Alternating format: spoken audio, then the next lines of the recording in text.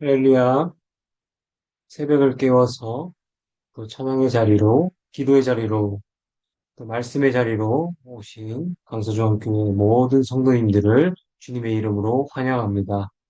오늘은 우리의 순종 속에 역사하시는 하나님이라는 제목으로 오늘을 함께 나눠보려고 합니다. 본문 말씀은 빌립보서 2장 12절로부터 13절까지 말씀입니다. 제가 봉독하겠습니다. 그러므로 나의 사랑하는 자들아 너희가 나 있을 때뿐 아니라 더욱 지금 나 없을 때에도 항상 복종하여 두렵고 떨림으로 너희 구원을 이루라. 너희 안에서 행하시는 이는 하나님이시니 자기의 기쁘신 뜻을 위하여 너희에게 소원을 두고 행하게 하시나니. 아멘. 우리는 순종이라고 하면 성경 속의 위대한 인물 그리고 그 중에서 아브라함이라는 인물을 제가 떠올려 봤습니다. 아브라함은 참으로 대단한 순종의 자취를 남겼습니다. 첫째로 그는 고향과 그리고 친척, 아버지의 집이라는 익숙하고 안전한 터전을 기로하였습니다. 그리고 오직 하나님의 명령만을 순종하며 그리고 앙망하며 흠모하며 순종의 첫 발걸음을 옮기게 되었습니다. 둘째로 조카 롯과의 갈등 상황에서는 자신이 가지고 있던 부와 재산, 그리고 경제적인 이익, 소유권을 주장하지 않고 먼저 롯에게 양보하였습니다. 그리고 그 양보, 하나님께 전적으로 순종한 것입니다. 마지막으로 백세에 얻은 아들 이삭을 하나님께서 번제로 바치자는 명령을 순종하였습니다.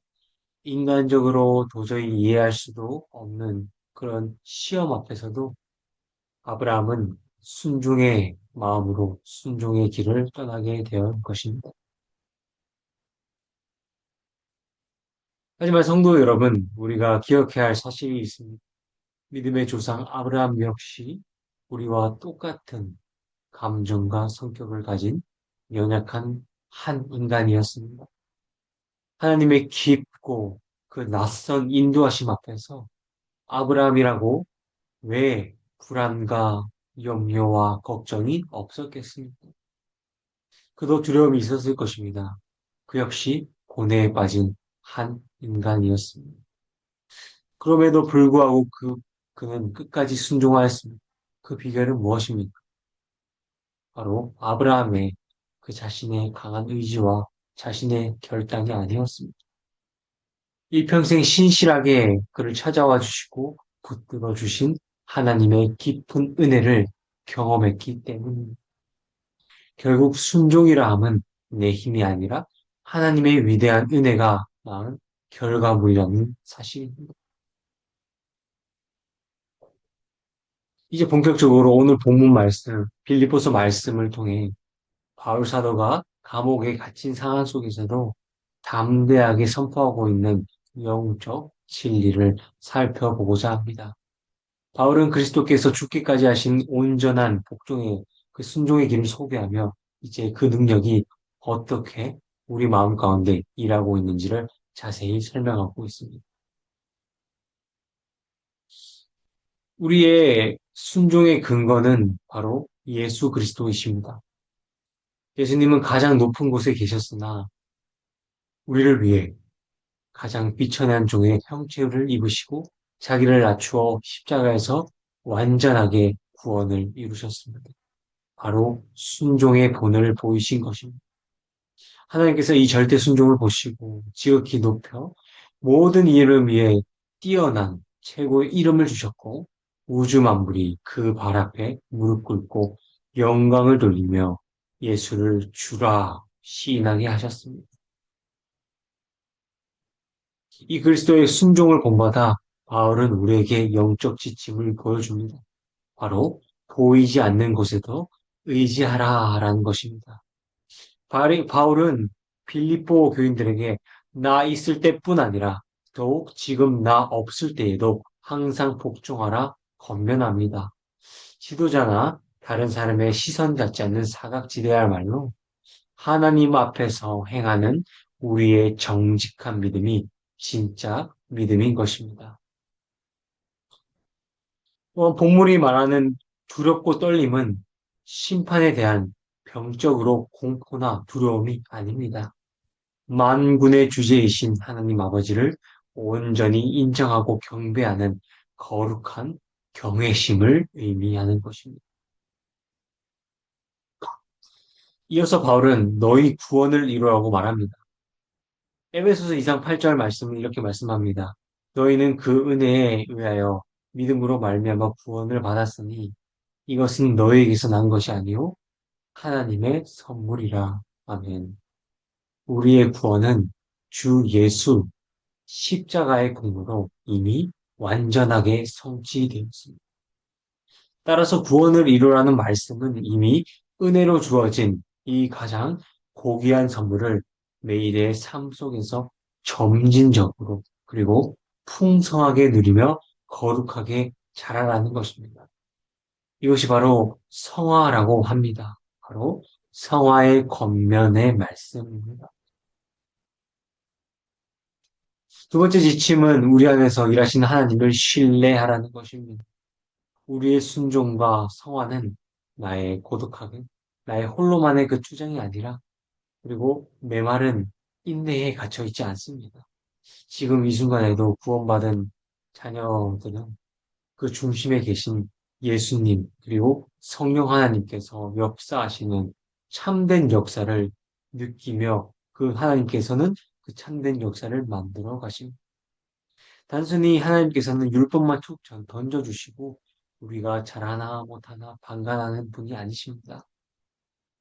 그분의 기쁘신 뜻을 우리가 이루어갈 수 있도록 신실하게 길을 지키시고 날마다 감당할 힘을 공급해 주시는 하나님이십니다. 13절 말씀을 원어로 들여다보면 하나님의 일하심이 더 깊이 다가옵니다. 첫째로 행하신다라는 원어는 에네르곤이라는 헬라어입니다. 바로 영어 에너지의 어원입니다.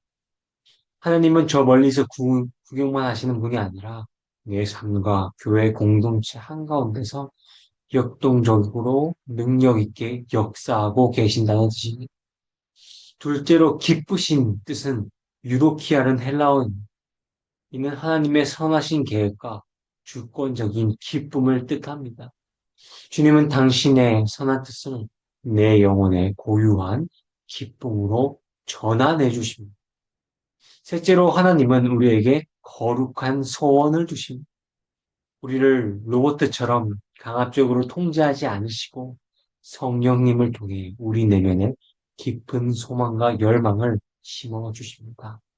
그러므로 우리가 자발적으로 기쁘게 순종하도록 이끌어 주십니다. 이제 말씀을 정리합니다. 그리고 말씀을 정리하며 기쁨으로 결단하며 나아가길 원합니다. 첫째는 나의 고집이 아닌 주님의 은혜를 먼저 목도하시는 은혜가 있길 원합니다. 억지로 굴종에 의지해서 나오는 순종은 한계가 있습니다. 나를 위해 독자 예수 그리스도를 십자가에 흘려보내신 아버지의 신실한 은혜에 흠뻑 잠기시길 바랍니다. 둘째로 하나님의 주신 그 구원의 감격을 현실에서 매일로 느끼시길 바랍니다. 보이지 않는 곳에서도 주님을 늘 경외하며 평안하고 거룩한 성화의 삶을 매일매일 이끌어가고 매일매일 삶 속에서 누리며 살아가시길 주님의 이름으로 소망합니다. 셋째입니다. 내면에서 역사하시는 주님의 에너지, 그 에네르곤과 인도하심을 신뢰하시기 바랍니다. 우리 안에 세밀한 음성을 주시고 선한 소원을 품게 하시는 성령님의 능력을 힘입어 세상 속으로 당당하게 나아가시는 주님의 백성 되시길 주님의 이름으로 소망합니다. 이제 말씀을 정리하겠습니다. 마지막으로 본문 말씀, 13절 말씀을 마음에 되새기며 기도로 말씀을 맺겠습니다. 너희 안에서 행하시는 이는 하나님이시니 자기의 기쁘신 뜻을 위하며 너희에게 소원을 두고 행하게 하시나니. 아멘. 이제 기도로 마무리하겠습니다. 하나님 아버지 감사합니다. 내 안에 그 기쁘신 뜻을 행하는 것은 다 하나님 아버지이시오니 나의 마음에 성령님께서 역사하여 주셔서 마음으로 깊은 그 하나님의 기쁨과 사랑과 모든 역사하심을 매일의 삶 속에서 누리며 살아가게 하여 주시옵소서. 오늘 하루의 삶도 하나님과 예수님과 성령에 이끌린 그런 거룩한 삶을 살아가며 성화의 가정을 주님의 이름으로 잘 걷는 주의 백성 다 되길 주님께서 도와주시옵소서. 예수 그리스도의 이름으로 기도드렸습니다. 아멘.